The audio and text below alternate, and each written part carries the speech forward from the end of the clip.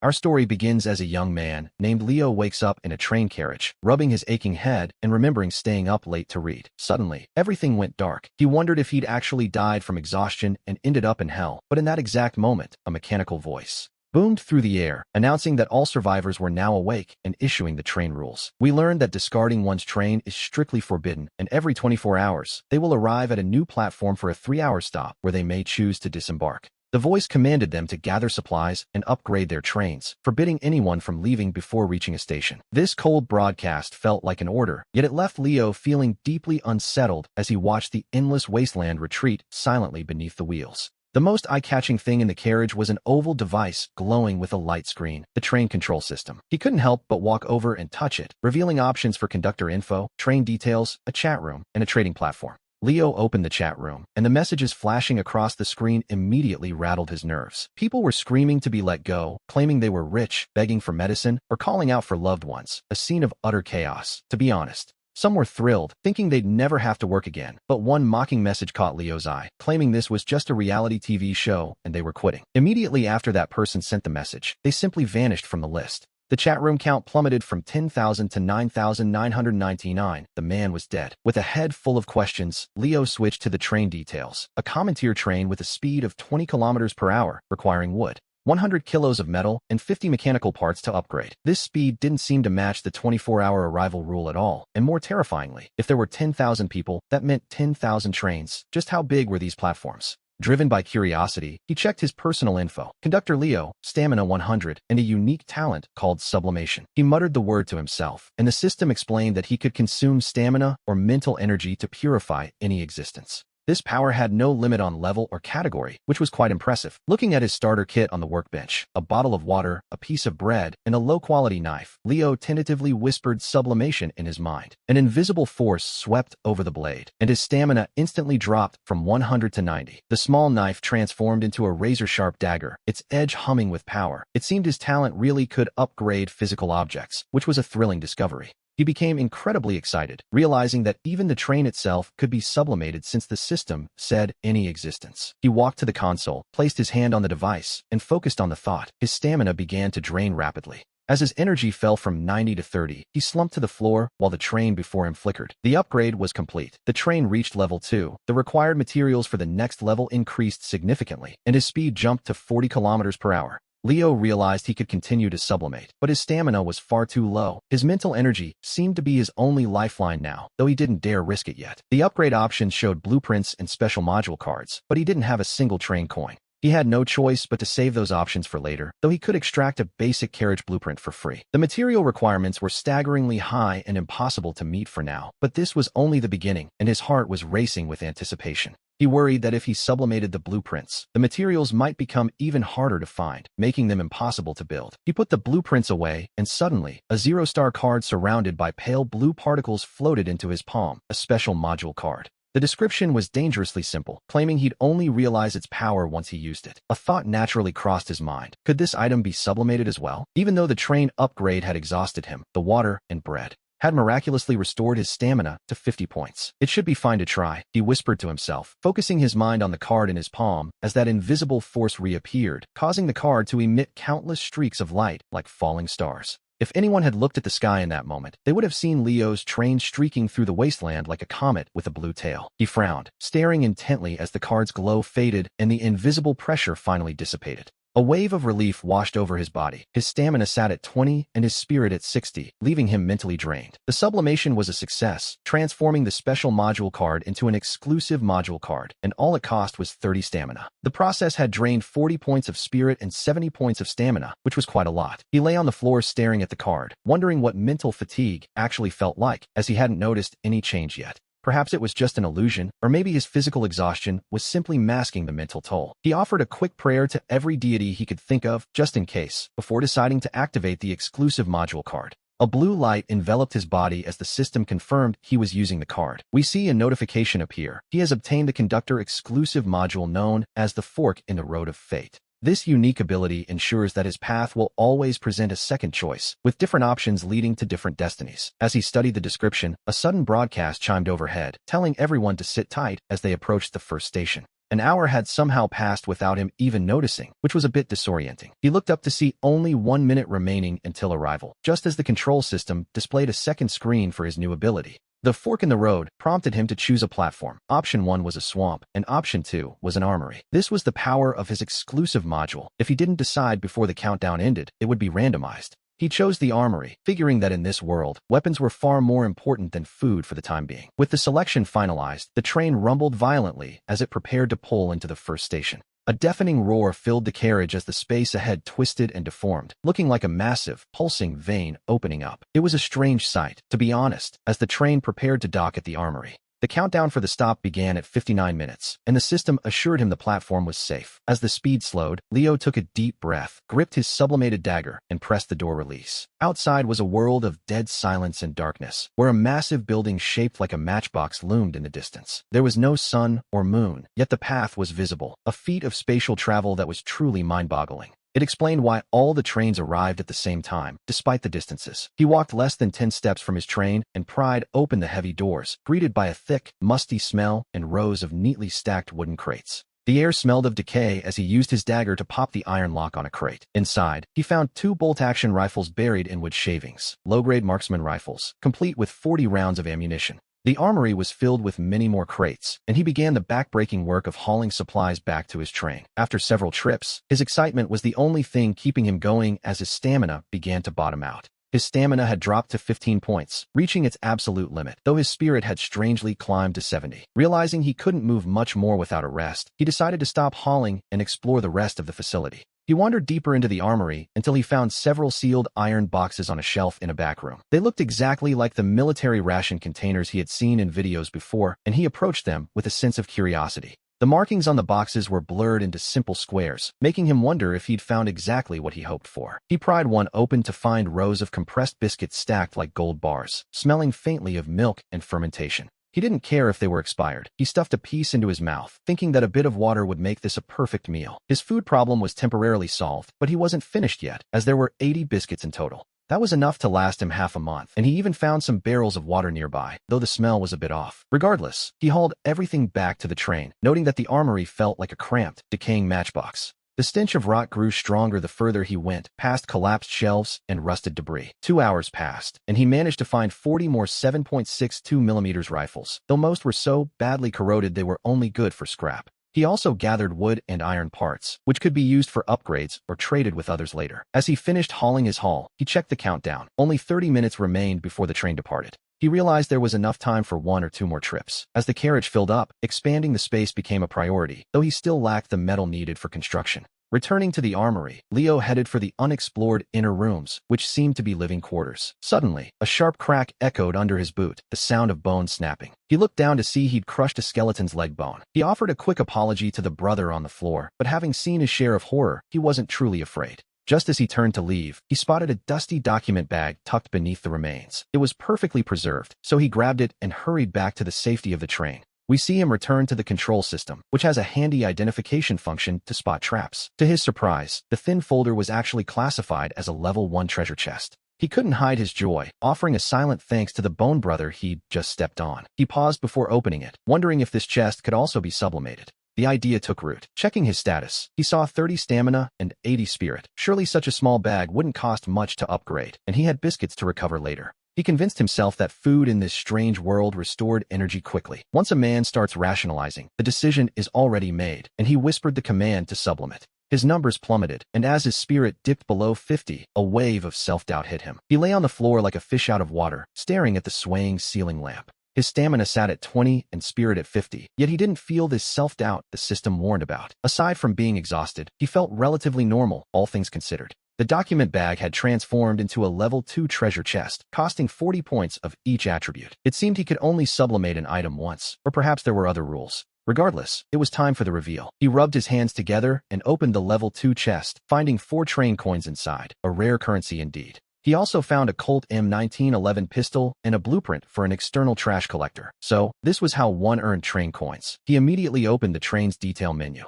He spent 3 coins on a water tank blueprint and an extra hour of docking time. With 1 coin left, he hoped the next station would provide enough to upgrade his equipment. The departure timer jumped to over an hour, giving him breathing room. He turned his attention to the M1911, which looked far more reliable than the scrap he'd found earlier. He loaded a magazine and aimed at a wooden crate outside. When he pulled the trigger, the crate shattered instantly, leaving his hands stinging from the unexpected power of the shot. The difference in power compared to the armory rifles was staggering. He briefly considered sublimating the pistol too, but quickly shook the dangerous thought away. He was simply too drained. He put the gun away and studied his 2 new blueprints. The water tank would keep water fresh and prevent evaporation, requiring 10 kilograms of metal and 20 mechanical parts. The trash collector was even more impressive, automatically gathering scrap from stations. It required 30 kilograms of metal, but could be upgraded to dismantle trash automatically. It looked like he finally had enough resources to build. By his estimate, he now possessed 200 kilograms of wood, 60 of metal, and over 200 mechanical parts. He had enough resources, but building these 2 items meant putting the first carriage expansion on hold. He didn't rush. Since he'd gained extra docking time, he decided to rest until the final hour of the countdown.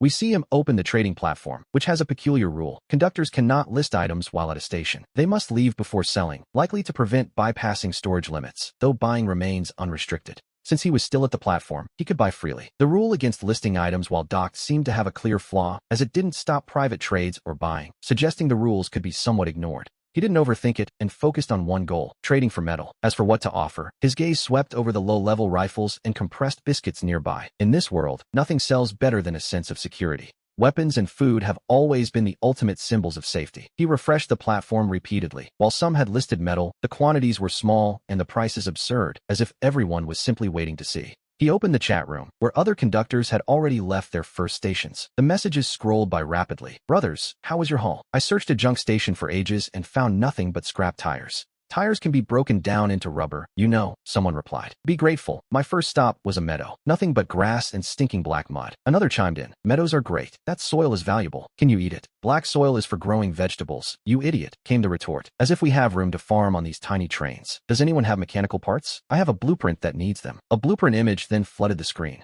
It caused quite a stir, a low-level mechanical fishing rod with an auto-fishing feature. It required 20 mechanical parts and 1 kilogram of metal. "My God," someone typed, "how is his luck so much better than mine?" Of course, a screenshot is useless without the actual blueprint to build it. "I have 20 parts," someone offered, "but I need bread and water." Another pleaded, "Parts for bread? That's crazy. I'll take half a loaf for 15 parts." "It's just a fishing rod. What's the big deal?" someone grumbled. It seemed few had a good harvest at the first station. "Is anyone selling water? I'm dying here. Did anyone find a treasure chest?" "Nothing in mine, don't ask." The refusal to share information was seen as shameful by some, but everyone was just desperately trying to survive. Someone condemned the guy who teased the chest contents, but behind the screen, faces remained cold and guarded. Eventually, a screenshot of a control system appeared. A level 1 chest gave 2 train coins or a level 1 blueprint, like a gold window or insulation mat. 2 coins for level 1, for level 2, and presumably 6 for level 3. Compared to the level 2 rewards, the level 1 chest seemed rather meager. However, medicine and train coins were precious in this world. As he pondered this, a message from someone named Leo caught his eye.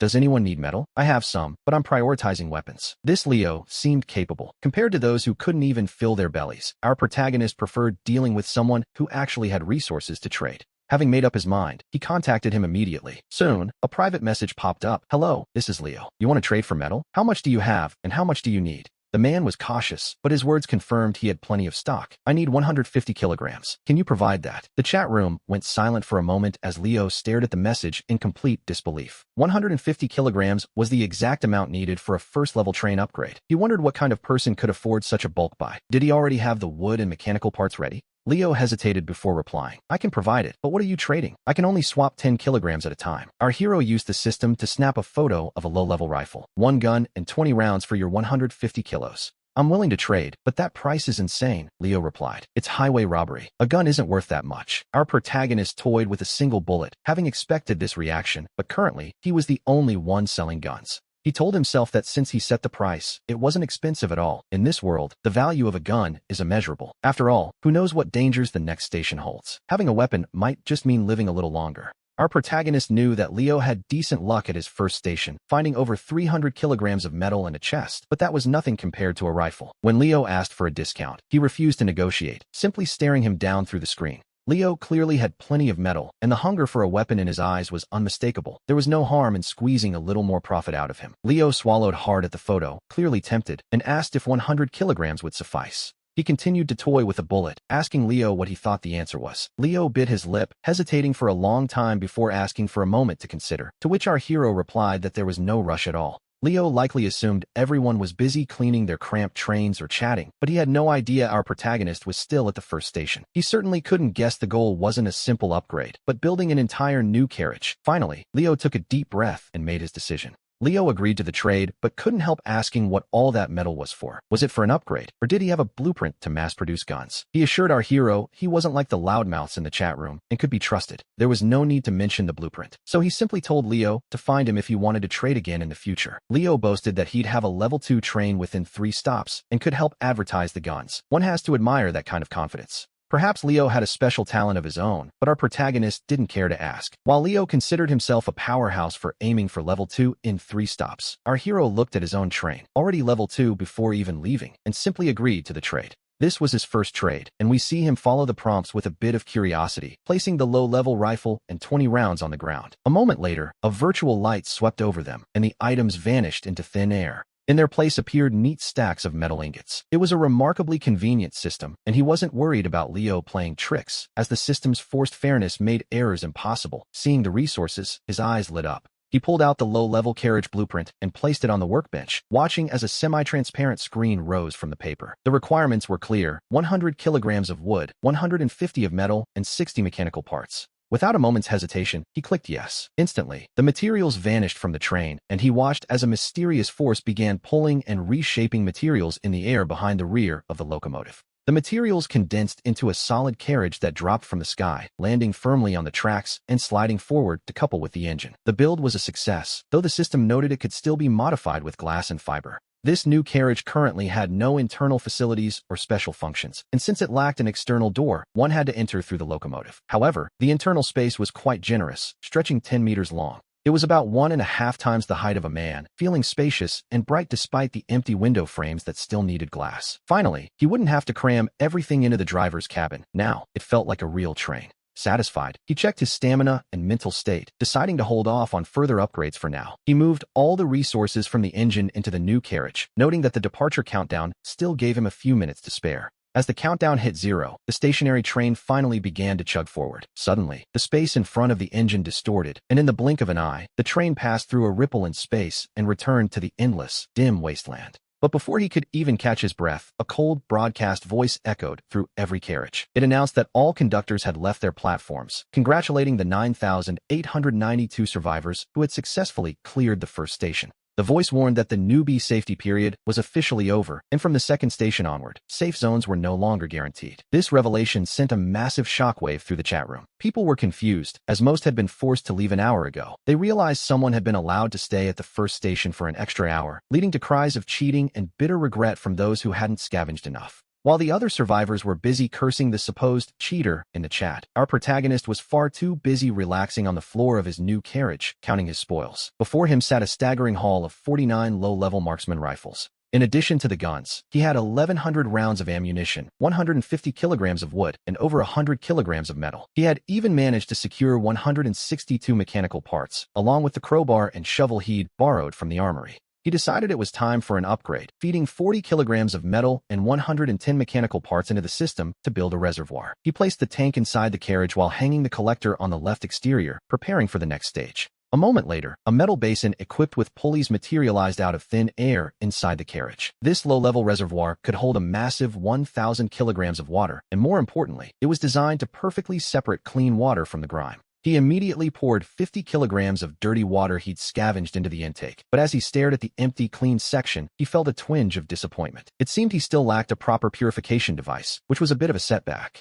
However, he wasn't worried in the slightest. Instead, he opened the chat room and sent out a high-stakes announcement. He was looking to buy water, glass, fiber, and blueprints, inviting anyone with the goods to message him privately with their price. He offered firearms and food as payment, and the moment the message hit the channel, the chat went deathly silent. Then, the comments exploded like a pack of hungry dogs. Is that a real gun? The kind with a trigger? Some begged for a handout, while others offered anything, and we mean anything, for a weapon. Our hero didn't give these digital beggars a second glance, turning his attention instead to the black iron recycling device hanging from the ceiling. Once everything was set, he slowly opened his private messages, which were lagging from the sheer volume of spam. There were countless people like Marcus, begging to be his lackey in exchange for protection. Then there were those like Leo, who tried to use moral blackmail to guilt him into handing over the guns. He simply gave a cold laugh and blocked them all in one clean sweep, until one particular message caught his eye. Someone had water. A survivor named Sarah was offering 20 kilograms of lake water, but she didn't provide a container. He frowned slightly. 20 kilograms was a drop in the bucket, and as we know, lake water isn't exactly safe to drink without a lot of work.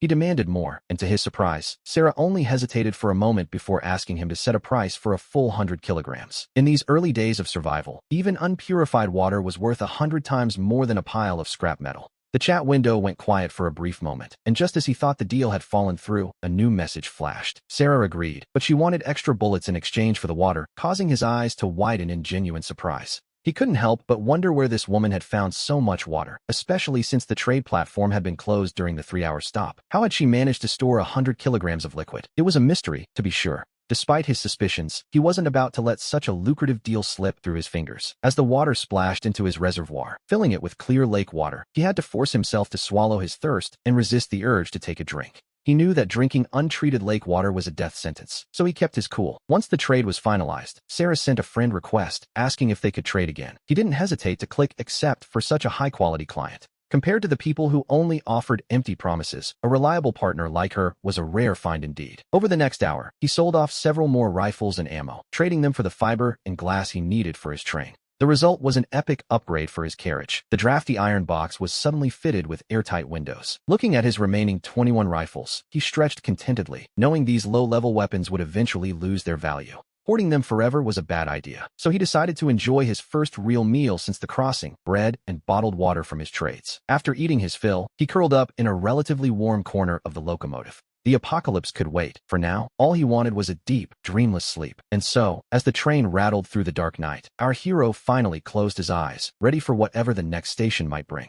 A bone-chilling cold suddenly jolted him awake. Rubbing his eyes as he sat up, he instinctively glanced out the window, where the wasteland remained deathly silent, though a terrifying uncertainty loomed on the horizon. He looked up to see a massive moon hanging high above, its icy light casting a lonely glow over the world. It was 3:37 a.m., and while the survival world was still pale and silent, he was already moving. With his stamina mostly restored, he decided it was time to bolster his trump card. He pulled out the pitch-black Colt M1911, a weapon that, to him, was more of a work of art, and prepared for an upgrade. In an instant, his stamina began to drain rapidly as the black gun body was suddenly etched with glowing patterns, growing slightly larger. This was now a level 3 enchanted blacklight pistol, and it was formidable. Not only had its power surged, but it could now convert his stamina into armor-piercing rounds. To test it, he stacked several metal plates and pulled the trigger. The muzzle flash erupted with a deafening roar. The metal target was completely pierced through. This wasn't just a pistol anymore. It was practically a portable cannon. Even if it cost 2 stamina points per armor-piercing shot, the trade-off was absolutely worth it.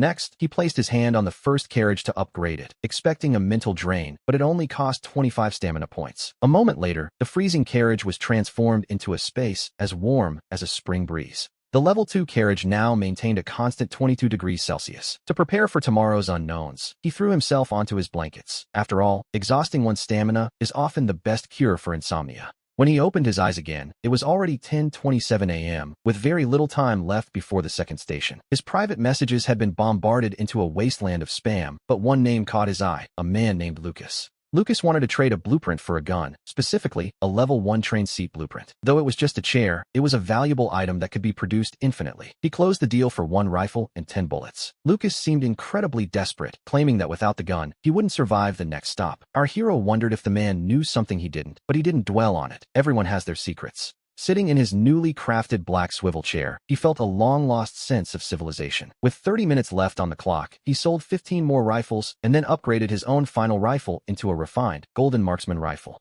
Its power doubled, and though its potential was now tapped out, he was fully restored in body and mind. He was now armed with 2 god-tier weapons, one long and one short, just as the train reached a critical point. It was a literal fork in the road of fate. To the left was a level 2 hunting station called the Goblin Camp. To the right was a level 3 collection station known as the White Forest. He didn't hesitate for a second, locking in the White Forest, not just because it was a higher level, but because the name suggested endless resources. Space fluctuated once more, and a gray-white light enveloped his vision. Outside the window lay a pale forest that seemed to stretch on forever. The system announced they had reached the White Forest, with a 4-hour stop and a danger rating of DV. He immediately reached for his blacklight pistol. He took a deep breath. In a place like this, even a blade of grass would have to face the power of his armor-piercing rounds. Armed with both guns, he pushed open the train door and stepped out into the unknown. The moment he stepped out, the world fell into a deathly silence, leaving only the sound of his own heartbeat. The surrounding trees were a ghostly white, looking as though all life had been drained from them. Despite the DV rating, this eerie quiet was more terrifying than any roar. He suppressed his nerves and followed a small path until he discovered a grove of trees laden with white fruit. This, he assumed, was the collection point. Curious, he picked a fruit and took a sniff. A sweet yet bitter aroma hit him instantly. He felt a sudden, inexplicable craving for it, a desire so strong he felt he had to have it immediately. At the very moment he was about to take a bite, a bone-chilling sense of danger washed over him. He reflexively hurled the fruit away, realizing with a shock that his mental stability was slipping. In an instant, his mental energy plummeted from full to 72% just from a single sniff. This fruit was a trap, a literal harvester of sanity. But even so, it was a precious resource for the collection. As the saying goes, men die for wealth and birds for food. He quickly tore a piece of cloth to cover his face and began harvesting. The forest remained deathly silent as our industrious farmer worked alone. He worked until his backpack was bursting with 80 white forest fruits. These level 3 items release a hallucinogenic aroma when raw, designed specifically to drain the mind of any traveler. Eating them raw would permanently reduce one's mental capacity, but soaking them in cold water for 5 minutes changed everything. He felt a lingering fear, realizing he had nearly fallen for such a sweet poison. After 5 minutes in the water, the pale fruits transformed, emitting an irresistible fragrance. He took a bold bite, and an explosion of sweetness filled his mouth. To be honest, it was a culinary masterpiece. The taste far surpassed any dry biscuits, leaving him feeling completely refreshed and energized. With time running out, he rushed back out to gather more, only to notice his small trash collection robot nearby. The little machine was tirelessly shuttling between the forest and the train, picking up fallen leaves. He had initially thought the robot was useless, but here it was, working silently in the background. After several more trips, his backpack was stuffed to the limit as the countdown ticked down to the final seconds. He returned to the carriage with a massive haul, over 100 pounds of white forest fruit. Sitting in his chair and enjoying the fruit, he opened the chat room, only to see a terrifying number staring back at him. In just a few hours, the total population had dropped significantly. Over 1,000 people had vanished forever, and the number was still falling. The chat was a chorus of misery. Some were dying from dirty water, while others had been gored by wild beasts. Some were even trying to trade vulture meat for a sip of water. Looking at these desperate pleas, he realized his success was entirely due to the fork in the road module that let him avoid the slaughter. While his heart felt heavy, he suddenly remembered the little trash robot back in the carriage. He hadn't expected much, but then several large words flashed across the screen that made him jump to his feet. A level 3 treasure chest was ready to be opened. He rubbed his eyes, wondering if the fruit had caused a hallucination, but there it was, a pale wooden box glowing amidst the pile of discarded junk. A level 3 chest, indeed. He had just been complaining that the robot was a burden, yet it had brought back a massive surprise from the eerie forest. He gave the robot a pat and immediately began an upgrade. Though the process drained his stamina and left him breathless, seeing the box evolve into a level 4 chest made his heart race. With a creak, he held his breath and lifted the lid to reveal 8 train components. Next came a high-grade ceramic bulletproof vest, fruit seeds, and a new train coating. But the real prize was a level 4 external sentry tower, which he wasted no time installing on the front of the train. Equipped with 5 rifles and a rotating red light, the tower ensured that anything within 100 meters would be spotted. This newfound security was a massive relief as the final 3 minutes approached. He packed the local specialties into wooden crates and tossed the robot's gathered leaves and stones into the workshop. Surprisingly, those leaves could be processed into fuel as the train suddenly lurched forward. The pale forest outside the window faded away, replaced once again by the endless, desolate wasteland. He slumped into his chair to stretch, but his private messages began flashing frantically once more. Aside from Sarah, whom he had added earlier, no one else could trigger such an urgent notification. He stared at the screen as that cold, distant woman sent a message asking if he needed any more water. In this brutal survival game, where a single cup of clean water could spark a massacre, she casually followed up by saying she had just finished taking a shower. He nearly crushed his screen in disbelief. While his own reservoir held only a pitiful amount of life-saving liquid, this woman was apparently swimming in luxury. He suppressed his annoyance and typed back that he had no more firearms to trade. Sarah immediately laid out her terms: 32 kilograms of wood, 50 of metal, and 40 mechanical parts. He raised an eyebrow at the steep price, wondering how she was so certain he even had the materials. He questioned why he shouldn't just use those resources to upgrade his own train instead. After a long silence, Sarah replied that she hated trouble and had calculated he must be rich after selling 20 rifles. He couldn't help but let out a cold laugh. She was sharp, but she had only guessed half the truth, as he had actually sold over 40. Still, trading core resources for a bit of water didn't interest him at all.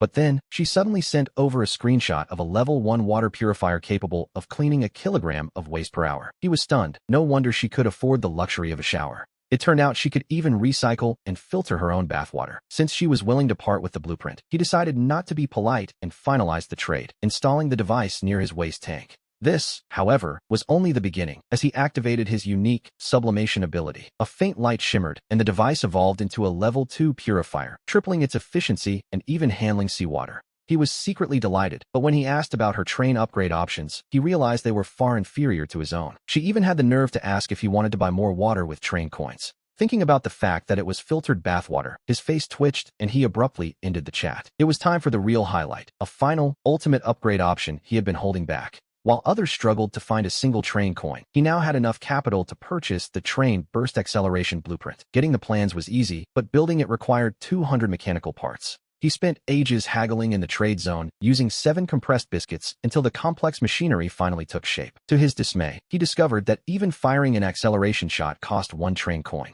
With a weary sigh, he summoned his remaining energy to attempt one more sublimation. The light faded to reveal a red, triple-speed acceleration device that didn't just boost his velocity, it changed the game. The daily limit for specialized rounds jumped to 5 uses, and though it pained him to spend 2 more coins on ammo, his confidence reached an all-time high. With everything set, it was finally time for rest. The next morning, feeling fully refreshed and humming a little tune, he walked to the back of the carriage. He carefully dug up the mysterious seed from the gray soil, which hadn't changed a bit since yesterday. He decided to use sublimation to speed up its growth, and soon a blessed white forest seed rested in his palm. In 9 days, it would produce a fruit imbued with mysterious power every single day. It actually worked, and he realized he could eventually sublimate the fruits themselves. Sensing the seed's potential was now maxed out, he buried it, watered it, and headed back to the front for breakfast. Passing the recycling unit, he stopped to look at the dormant robot that resembled a giant matchbox. He remembered his promise to upgrade it, but as he poured his energy into the machine, something felt wrong. His power seemed to vanish into a void, marking the very first time his sublimation had ever failed. Frowning deeply, he decided to force the process by consuming 60 points of mental energy, and then a brilliant light enveloped the matchbox-like robot, and in an instant, it evolved into the GT-1 treasure hunter. It could now lock onto chests automatically at each station for the cost of 1 train coin, and as its camera-like eyes whirred to life, it fixed its gaze directly on him. A classic movie image flashed through his mind as he looked at the little machine, and he decided then and there to give it a name. Wally. He hurried back to the front of the train and opened the chat room, where, as expected, players were complaining that the coins they found in chests were utterly useless. Some were even despairing, claiming they were down to eating dirt, which was exactly the opportunity he needed. He immediately listed a compressed biscuit and a bottle of water on the trade platform, pricing them at just 1 train coin each. At exactly 12:30, the notification chime rang out, presenting him with a literal fork in the road. On one side was a level 2 mission station called Doomsday Town, and on the other, a level 2 hunting station filled with goblins. He chose the mission station, which seemed far more reliable than risking his life against a horde of goblins. As the train accelerated fiercely and the countdown hit 0, the world outside transformed completely into the perilous Doomsday Town. Accompanied by the screeching of brakes, he looked out the window. Unlike the silent darkness of previous stops, this place was bathed in sunlight, yet the streets were littered with wrecked cars and haunting bloodstains.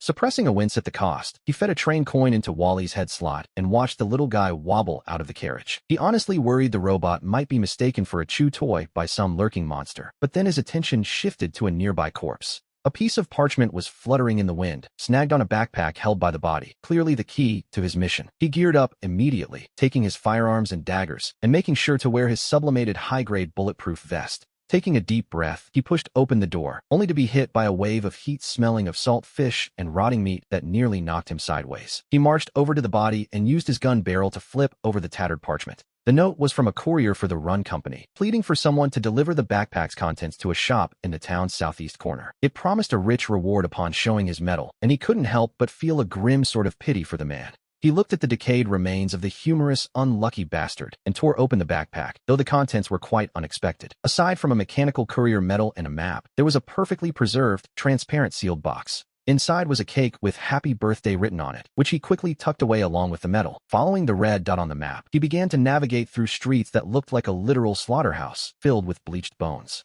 Just then, a sudden noise echoed from up ahead, and he turned to find a hound-like creature savagely tearing at a corpse. But when the creature turned its head toward him, the hair on the back of his neck stood straight up. This wasn't a living animal, but a zombie dog with a rotting skull and a fully exposed, pulsing heart. The beast let out a grotesque shriek and lunged at him with terrifying speed, forcing him to draw his pistol in a desperate blur. He pulled the trigger frantically. Bang, bang, bang. And though only one of the 5 shots hit its mark, the deafening noise was sure to attract a horde. He didn't dare linger, choosing instead to bolt at full speed away from the scene. After taking a slight detour to lose any pursuers, he finally reached the shop marked on the map. He stood before the entrance, debating whether he should simply break his way inside or wait for a sign of life. Suddenly, the rolling shutter door creaked open just a crack, and he instantly leveled his rifle at the gap. A terrified, raspy voice screamed from inside, begging him not to shoot, and he stepped closer with a cold, guarded expression. He pulled out the metal medal and asked if the person inside was the shop owner, explaining he was finishing a delivery for a fallen colleague. In this godforsaken wasteland, a courier's identity was apparently the best cover one could have as the door slowly rose. As the door slid upward, it revealed the scruffy face of a middle-aged man who muttered with a dry laugh that only monsters, madmen, or couriers would dare wander outside. Our protagonist remained utterly unmoved, keeping his gun barrel pressed firmly against the man's forehead. He wasn't there for small talk. He demanded the reward in exchange for the delivery. The man stared blankly at the birthday cake, whispering that it should have arrived sooner, before turning away to slide something back through the gap in the door. When Marcus saw what was being handed over, he felt a sharp intake of breath. 3 train coins were lying there quietly, a fortune in this desolate world. Suddenly, a hand lunged through the gap and gripped his gun with terrifying strength. In that split second, he didn't hesitate to pull the trigger, and with a sickening blast, a severed hand was sent flying as a scream echoed from within. The shutter door was smashed open by a monstrous force, revealing a creature that was bloated and grotesque, yet still bore the faint, tragic face of the man from moments ago. He wailed that it was too late. The creature roared that his daughter only wanted a single bite of cake, cursing the useless couriers for not arriving sooner before lunging forward with murderous intent. To his horror, the upgraded rifle rounds didn't even scratch the monster's hide. A second later, a fist the size of a boulder slammed into Marcus's chest, sending him flying backward like a kite with a broken string. His stomach churned with a violent nausea, and if not for the protection of his high-grade bulletproof vest, that single blow would have ended his journey then and there. As the monster lunged again with a manic laugh, Marcus raised his other weapon. The beast mocked him, claiming it didn't fear bullets, but it was answered by a rapid succession of deafening cracks. Marcus forced a cold smile through the pain, telling the creature it might want to look down at its own body. The monster was shocked to find its supposedly invincible body riddled with clean, glowing holes. Marcus struggled to his feet, clutching his stomach and holding the blacklight enchanted pistol that converted his stamina into armor-piercing rounds. He walked over and leveled the dark barrel directly at the creature's head. It seemed this territorial beast was the reason the surrounding area was so eerily empty. It had personally cleared out every other living soul. Taking a moment to catch his breath, he stepped over the remains and gathered the cake and the 3 train coins. He then pushed into the ruined shop, only to find the interior was unexpectedly clean and orderly. Silver crosses and mithril arrows were scattered across the counter, but it was a blood-stained diary on a corner table that truly caught his eye. The first entry, dated March 1st, mentioned finding 3 coins in a wrecked train outside of town. The father had hoped the coins would summon a courier to bring a cake for his sick daughter. By March 11th, the entry turned dark. The girl had died, still asking what sweetness tasted like, leaving him to bury her in the backyard. He buried her to stop her from turning into a monster, but by March 15th, his own mind had fractured, his writing dissolving into mad ramblings about waiting for the cake. The diary ended there, covered in frantic, bloody claw marks. It was a tragic realization. The grieving father had lost his mind and transformed into the very monster Marcus had just killed. He walked silently to the backyard and placed the late cake before a cold wooden marker, finally ending the mission. But as he prepared to leave, a detail from the diary made his skin crawl. The mention of a wrecked train suggested that other conductors had been here before and had met a grisly end. We realized then, as Marcus did, that they were likely not the first group of survivors to be thrown into this game. With a chill running down his spine and no one to answer his questions, he quickly looted the shop's mithril crossbow and arrows. The town was a nightmare, crawling with zombie hounds and mutated creatures at every turn. But there was something even more unsettling about this place if one looked closely enough. Not a single human-shaped zombie was in sight. If the train upgrade hadn't granted him an extra hour, he surely would have died in that nest of monsters. Having finally retreated to the safety of his carriage, he pulled out his spoils. he began taking stock of his spoils. While the mithril arrows and ritual bolts could deal devastating blows to vampires, his own marksmanship was, to be honest, quite pathetic. He decided to scrap the useless bits, gathering 10 kilograms of mithril instead. After that, he spent 55 stamina points to refine the remaining mithril into a sanctuary cross. It emitted a holy light that was lethal to demons and spirits in the dark, so he satisfiedly hung it at the front of the carriage. Checking the trading platform, he was surprised to find that the water and crackers he'd listed had already been snatched up. Toying with the shiny train coins and munching on a fruit, he casually checked the chat channel, where the survivor count had plummeted. Only 7,800 people remained. Over 2,000 souls had been lost at this third station. The chat was a chorus of despair, with some terrified by spider-filled caves and others barely clinging to life with purchased guns. And then, there were those seeking attention. One user was bragging loudly while calling Marcus a short-sighted fool. But as he watched the drama unfold, a pinned message suddenly electrified the channel. A man named Leo announced he had already upgraded his train and was forming an alliance. Leo invited anyone with train coins to join, promising food and water to the first members. It was a masterclass in manipulation, and for a moment, the entire chat channel fell into a stunned, absolute silence. Panic soon followed, with one user begging for a refund on a coin spent on water. Marcus had no interest in their petty regrets. His gaze was fixed entirely on the screenshot Leo had posted, which revealed the train's upgrade options. The list included free low-level carriage blueprints, wooden automatic fishing rods, and even life support oral kits. But the most critical detail was the fourth option, which looked very familiar. It was the same 1-hour extension for stops that Marcus had. This confirmed his suspicions about the game's mechanics. Leo was lucky. If they ever reached a water-based station, that fishing rod would be a god-tier item. However, Marcus wasn't worried. With his fork-in-the-road ability providing a 30-minute warning, he could always buy what he needed later. Now, with 4 train coins in hand, it was time to give his own train a massive upgrade. Just as he was about to start, a harsh grinding sound echoed from outside. We see Wally, the little robot, wobbling back into the recycling bay, clutching a candy box stained with dark red blood. When Marcus looked closer, he felt a chill. Wally's hard outer shell was covered in deep bite marks, definitely not from any ordinary beast. Before he could even take the box, he looked out the window and his heart tightened. Over a dozen red-eyed zombie hounds had surrounded the train without him noticing. Behind them, several bloated humanoid monsters, just like the shopkeeper, were limping toward him in a grim procession. He gave Wally's metal head a frustrated tap, realizing the little guy had led the horde right to their doorstep. Wally, not understanding the trouble he'd caused, simply held up his mechanical arm and offered the candy box. Marcus looked down and realized it was actually a level 2 treasure chest. For the sake of the loot, he decided not to stay angry. Outside, the monsters were within 100 meters, a sight that would have terrified anyone else.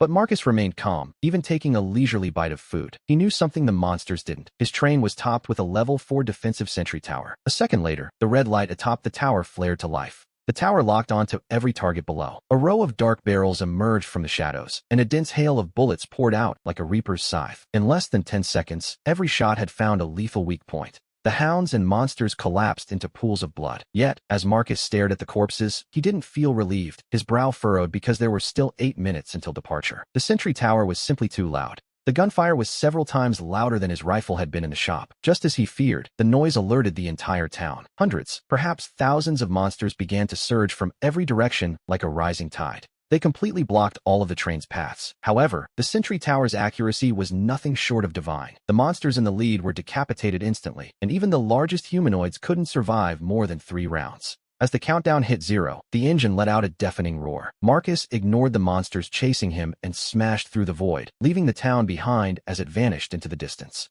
The silent wilderness reappeared before us, but before he could breathe a sigh of relief, a cold system announcement echoed through the carriage. All survivors had officially left the third station. The novice protection period was over, and survival mode had begun. The system warned that anyone traveling below 30 kilometers per hour would enter a danger state, ending with a chilling good luck. These broadcasts sent the chat channel into a total frenzy. People panicked about this new survival mode, wondering if monsters would now spawn in the wilderness while they were low on supplies. Desperate pleas for help flooded the screen, with many begging Leo for materials. As Marcus watched the chaos, a few clever survivors realized something was very wrong with the timing of the announcement. They noticed the broadcast was delayed by an hour, just like before. This realization hit the group like a physical blow, especially since the trading restrictions had only just been lifted. It seemed impossible for anyone to have upgraded so quickly. While Leo had been bragging about being the first, it was clear that a true master had been hiding in the shadows all along. Marcus, meanwhile, had secured rewards others couldn't even dream of. While everyone else worried about where to sleep, he had managed to acquire an entire special carriage for free.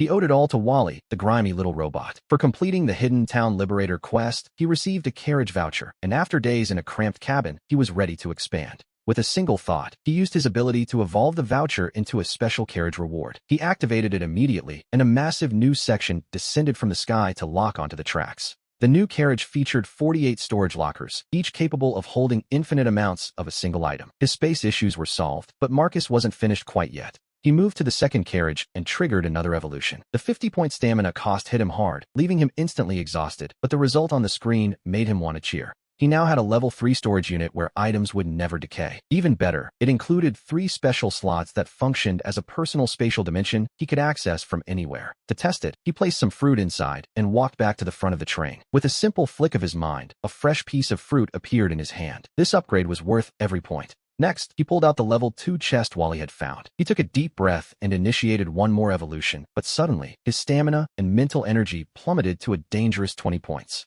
Warnings flashed as exhaustion and a loss of sanity washed over him. Fighting to keep his eyes open, he opened the now level 3 chest to find 6 train coins, anti-zombie arrows, serum, and a lighter. He now held 10 train coins in total, likely making him the wealthiest survivor in the world. He planned to buy every upgrade available, but for now, his body had reached its absolute limit. With only 10 stamina points left, he had to sleep immediately. He had no idea that while he drifted off, the chat room was exploding as everyone scrambled for materials to increase their speed. The requirement to maintain 30 kilometers per hour made metal and mechanical parts more valuable than gold. Survival was now a race, and the price of life-saving parts skyrocketed instantly. Meanwhile, Leo, the man who wanted to lead an alliance, looked pale. Even with his resource radar talent, it had taken him 3 stations to gather what he had. He couldn't fathom who was ahead of him. As the chosen one of this world, Marcus was evolving faster than anyone. Suddenly, the echoing crack of gunfire in the wilderness jolted him awake, his exhausted eyes snapping open to see crimson eyes in the dark. A pack of Star Moon wolves was pacing his train at 25 kilometers per hour, a terrifying sight that cleared his head instantly. Fortunately, his level 2 train hit 40, so they couldn't catch him. He splashed cold water on his face, noting it was exactly 1 in the morning. When he checked the chat room, his pupils dilated in shock. The survivor count had plummeted to just over 4,000. There had been nearly 8,000 during the day, meaning half the population perished while he slept. A chill ran down his spine. The wilderness at night was clearly far more lethal than any station. Those with slow trains had simply become midnight snacks for the monsters. Just then, a notification pinged from Sarah, asking if he was still alive and if he had any more ammunition for sale. He refused immediately. With his new warning system, his own ammo consumption had spiked, having burned through 70 rounds at the last station alone, leaving him with only 300 left. He asked if she had a blueprint for bullets, but she didn't, and the conversation ended with her usual bluntness. Surprisingly, after his brief rest, Marcus noticed his mental energy limit had mysteriously surged. Seeing his mental capacity hit 110 points, he decided not to overthink the cause and instead go for broke. He stood up and touched the control console. It was time for a massive gamble. He attempted to force an upgrade to become the first level 3 train in the region. Invisible power wrapped around the carriage as his stamina and mental energy drained like a bursting dam, consuming 90 points.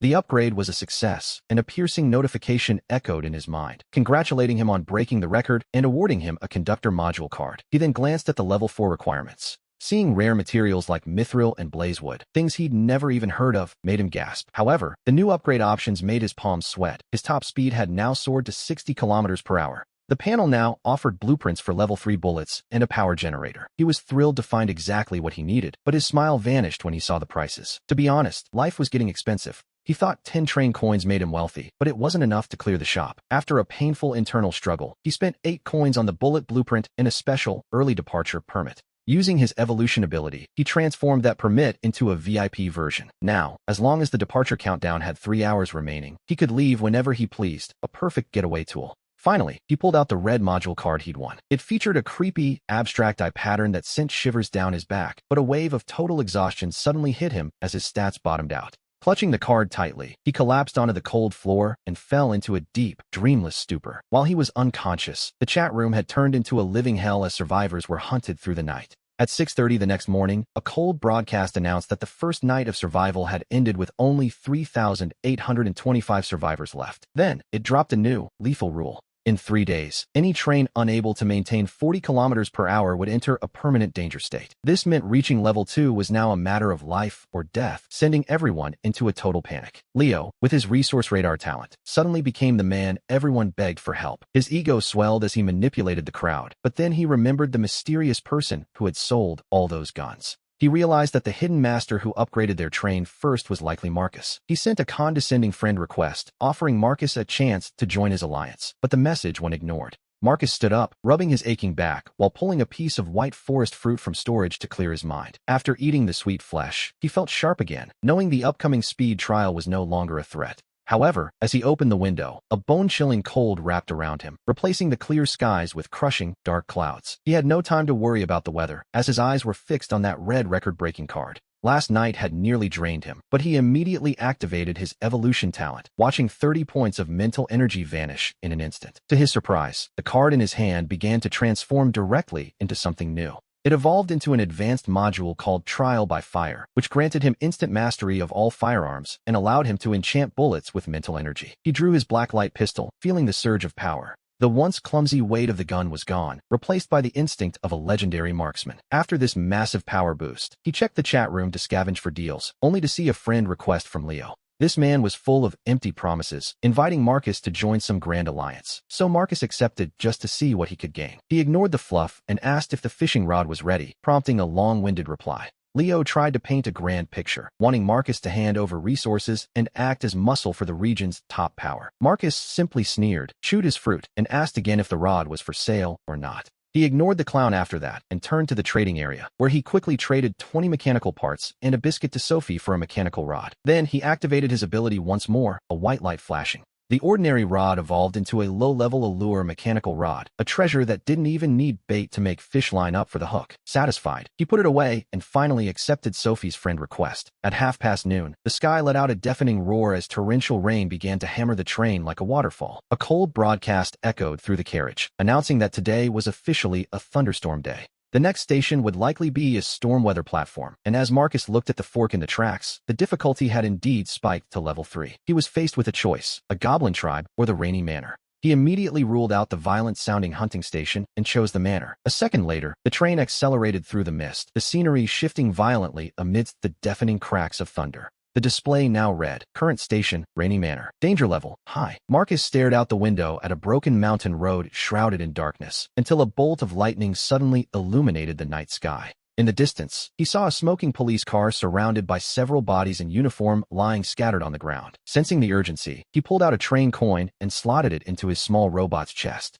As Wally rolled out to scout, Marcus gathered his survival gear, pistol, rifle, and body armor, while evolving the virus serum he had found earlier. He hadn't expected the serum to transform quite so dramatically. It became a divine potion that could both neutralize toxins and rapidly restore health. Fully prepared, he threw on his raincoat and charged out into the storm toward the wrecked police car to check for signs of life. Finding the bodies were not undead, he began to search them, discovering a recording device covered in mud near one officer. He pressed play, and through the static, a desperate voice reported on a murder investigation. They were investigating the death of a tycoon named Ravi in this manor, a place described as a living forbidden zone. The recording ended with a chilling laugh, suggesting they might just frame a maid if they couldn't find the killer. Marcus searched the car, but only found 2 cheap pistols and an electric baton, junk he didn't need, and tossed back toward the train. However, he did find something useful, a set of credentials to hide his identity. Disguising himself as a lead investigator, he hiked up the mountain road for 15 minutes until a massive, oppressive black manor appeared. Just then, a frantic security guard came running toward him.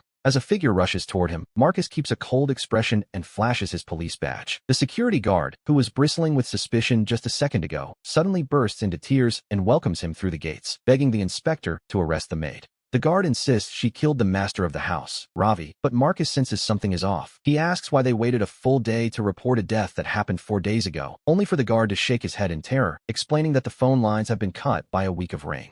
They hadn't dared to leave the grounds, and hearing this, Marcus feels a slight chill down his spine. If this were a simple murder, the train system wouldn't have classified it as a level 3 high danger zone. But just as he prepares to enter the castle's main doors, a shrill, piercing scream explodes from above. He looks up just as a bolt of lightning tears through the night sky, illuminating a woman's body as it falls straight down, landing with a heavy thud on the grass at his feet. The old butler likely expected Marcus to be paralyzed by the curse that has claimed a dozen masters over 30 years, but he is in for a surprise. Marcus pulls out his evolved mithril sanctuary cross, and a brilliant holy light instantly floods the entire castle. He stares at the stone stairs leading upward and lets out a cold smirk. He informs the stunned man that besides being an inspector, he moonlights as a priest, so he won't be leaving quite yet. The butler stands there with his mouth agape, rubbing his eyes in utter disbelief at the display of power. Only when the light begins to fade does he finally snap out of it. He cries out in praise, believing they are finally saved, and we soon learn the dark secrets of the manor from his trembling lips. It turns out the first owner was a bloodthirsty madman who used his own maid as a scapegoat, sending her to prison in his place.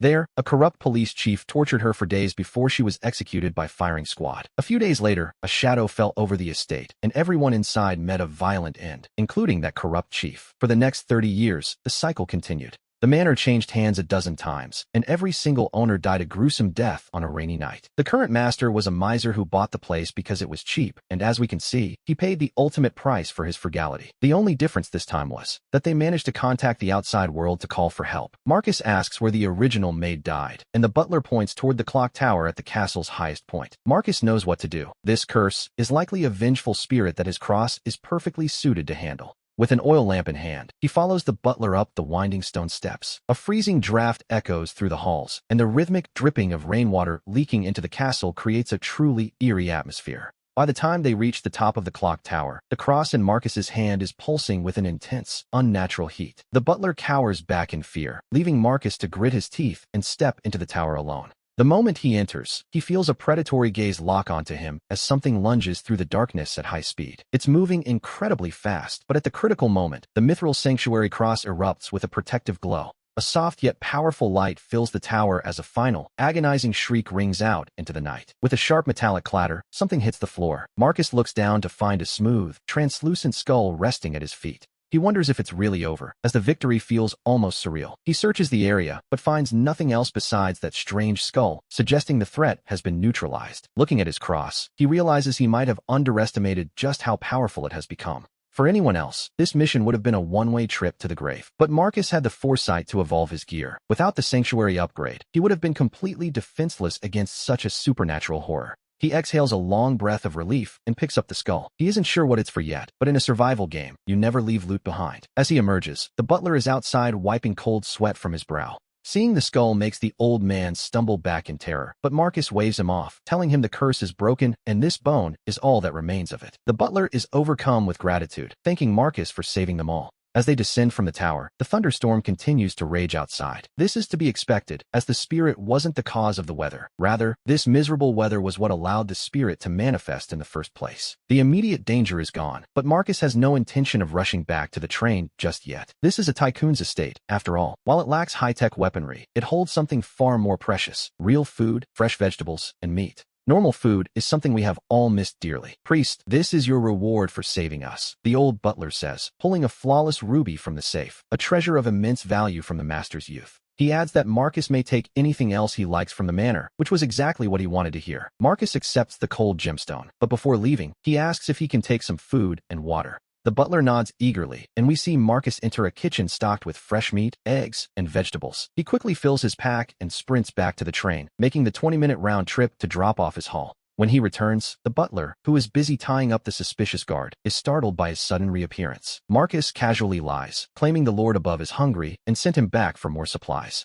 He makes several more trips until the kitchen is nearly empty of food and spices, though he is kind enough to leave some for the two survivors. As he prepares for his final departure, the butler calls out to him. Marcus turns to see the old man bowing deeply while holding the guard. "Please, take this as well," the butler says, quickly clarifying that he isn't mocking Marcus for his many trips. He simply just remembered this item. He insists Marcus could empty the entire manor and it wouldn't be enough, then hands over a wooden box tied with a ribbon. Upon opening it, Marcus is genuinely stunned by what he finds inside. The butler sighs, noting that Marcus likely recognizes the Chaos Company currency, as the master spent years collecting these 3 rare coins. Indeed, they are train coins, but it's the company's name that truly shocks Marcus. This organization from the Doomsday Town isn't just background lore. It seems he might encounter them at other stations. It is a terrifyingly vast power, but he decides not to overthink it as he returns to the train. Back on board, he drops all pretense of formality and smiles at the mountain of food and cookware he's amassed. He tells himself that worrying is useless. It's better to just focus on living well for now. He sets up a grill and lays down a thick, premium steak, preparing for his first warm meal in this world. While the meat sizzles, he sets out containers to collect rainwater and begins organizing his spoils. His haul includes a level 3 underworld item to ward off evil and that level 1 ruby, which the system suggests is valuable enough to be traded for train coins. He wonders if anyone would actually buy it. He tosses the gem aside for now and turns his attention to the translucent skull, deciding to activate his sublimation skill. Invisible energy instantly envelopes the bone, and we see Marcus's physical strength begin to drain. His stamina drops to 49, and his mental energy plummets to 50 as the process consumes his power. The skull vanishes, replaced by a perfectly smooth, glowing jade, a level 4 pure underworld stone. This stone doesn't just repel spirits, it allows him to ignore any supernatural force below level 4. Most impressively, it automatically absorbs any negative status effects cast upon him, which is quite the advantage. This means that until he reaches level 5, supernatural stations pose almost no threat to him. Yet, the most incredible part is that the stone's potential isn't exhausted. It can still be evolved further.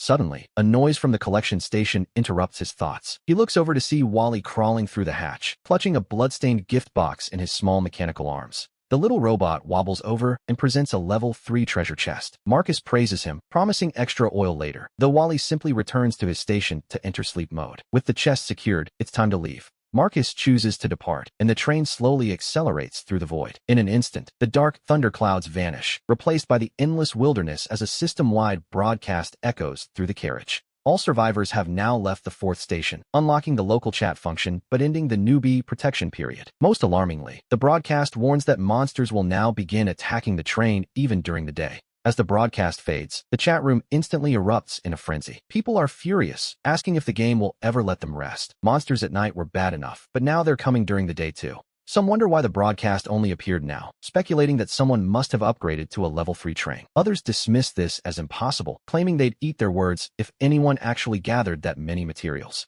Amidst the chaos, survivors are desperately bartering, offering insect meat for bullets. After the brutality of the 4th station, the remaining 3,455 survivors have been forced to adapt to this grim reality. The chat scrolls slower than it used to, a somber reminder of those lost. But Marcus isn't paying attention to the numbers. His focus is entirely on the box in his hands as he activates his sublimation skill once more. His stamina and mental energy plummet as the level 3 chest transforms into a level 4 treasure. While he waits, he casually stabs a piece of steak with his fork, remembering the sentry tower he got from his last level 4 chest. He takes a deep breath and opens the box, and the rewards are enough to make him gasp. Inside are 8 train coins, a level 4 watcher blueprint, a level 4 safety bracelet, and a level 4 clockwork monkey bomb blueprint. There is even a fragment of a profane card, making this haul far more impressive than his previous one. He eagerly examines the watcher blueprint, which would allow him to monitor any part of the train for intruders. Unfortunately, he lacks the electronic components to build it, so he turns his attention to the safety bracelet. It's a simple but powerful tool that can block a single fatal blow, so he immediately snaps it onto his wrist.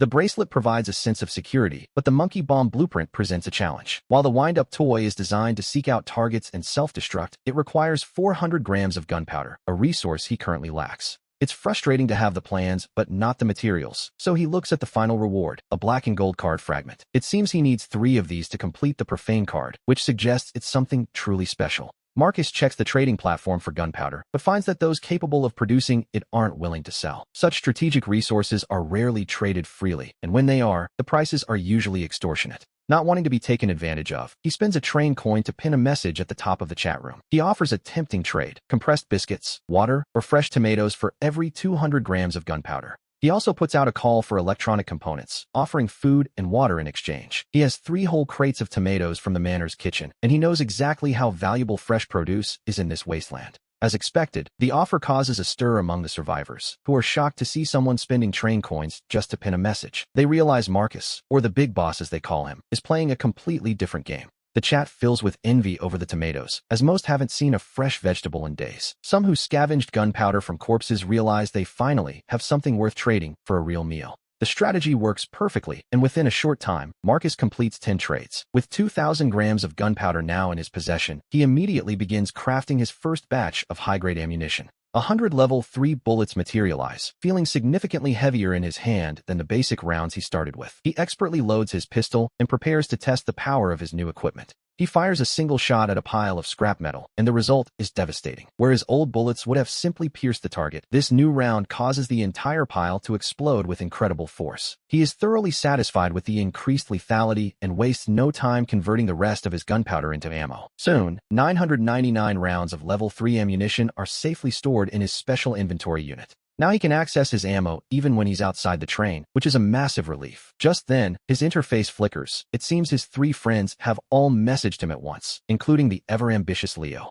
Marcus decides to ignore Leo entirely, but Sophie catches his eye by offering a train arm in exchange for a gun, a clever partner worth considering. However, the most surprising message comes from Luna, who simply asks what level his train is. The question makes him pause for a moment, sensing a clear probe for information. But since others surely reached level 2 after the 4th station, he realizes his level isn't a secret worth keeping, so he tells her he just upgraded. Across the screen, Luna falls silent. She finally reveals her true motive by asking to buy some ammunition, and Marcus narrows his eyes. As the only other conductor to reach level 2, she likely has more resources than anyone else. He agrees to the sale, but he has a specific price in mind. He demands 1 train arm for every 30 rounds, a steep price that feels almost like a robbery. To justify the cost, he sends over a screenshot of the ammunition. When she sees the level 3 tag on those bullets, it's clear they are worth every penny. Luna is left speechless by the quality of his gear. After some intense haggling, they settle on 40 rounds per train arm, but then she surprises him by asking for a gun as well. Marcus seizes the opportunity and offers her a high-quality level 2 marksman rifle. He offers the rifle for 2 train arms and throws in 10 extra bullets for free, a fair deal, in his opinion. She hesitates for a long time, but eventually, she agrees to the trade, likely through gritted teeth. And the deal doesn't end there. He even convinces her to use a blueprint to craft him a wooden bed. With 3 new train arms and a soft bed in his possession, he's feeling quite successful. He then turns to his sentry platform, removing the low-level rifles to prepare for an upgrade. After sublimating them to level 2, he sells them to Sophie for 2 train arms each and trades 100 basic rounds for 5 of her specialized magazines. By the time the dust settles, his collection of train arms has skyrocketed to 16. The electronic components arrive shortly after, allowing him to build the Watcher and install it in the 3rd carriage. With the train secured, he turns his attention to the power situation, spending 6 train arms on a blueprint for an energy generator. Normally, this machine would require diesel, a resource currently impossible to find on the market. But that's no obstacle for Marcus. He gives the generator a pad and activates his sublimation skill, enchanting the device so it no longer needs oil to function. Now, even a simple piece of wood can be converted into power. He quickly installs several light bulbs throughout the carriages, and on his 4th day in this world, he finally gets to lie on a soft bed under a bright light, sleeping like a normal person. As the night fades, Marcus wakes up the next morning, stretches, and eats a piece of fruit. He walks toward the front of the train as he always does. But the moment he pushes open the door, a sudden wave of scorching heat nearly knocks him off his feet.